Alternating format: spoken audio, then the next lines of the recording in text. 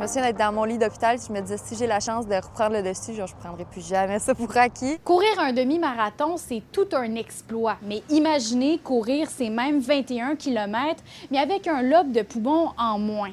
C'est ce que s'apprête à relever Émile Lachapelle, qui est en rémission d'un cancer agressif du poumon.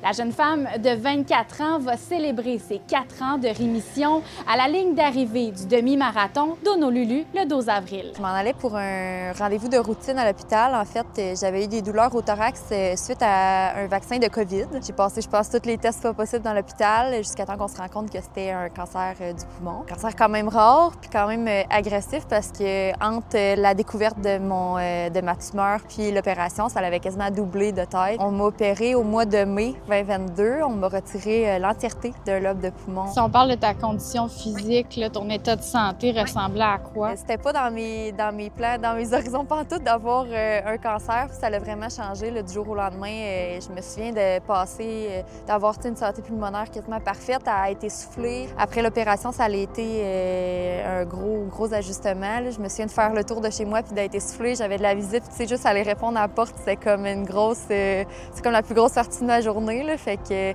j'ai été en arrêt quand même un bon bout.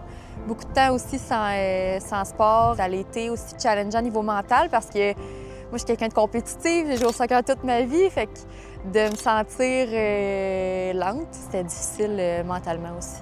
Comment la course est arrivée dans ta vie après cette épreuve-là? Oui, bien, il y a mon amie Laurie, elle, qui tripe sur la course depuis plusieurs années.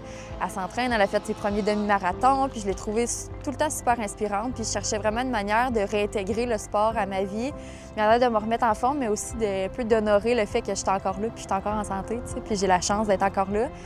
Fait que quand j'ai commencé à courir, c'était un peu beaucoup grâce à elle, en inspiration. Tu pars avec quand même un bon défi, là. Je pars pour mon demi-marathon à Honolulu, fait que ça va être mon premier gros défi.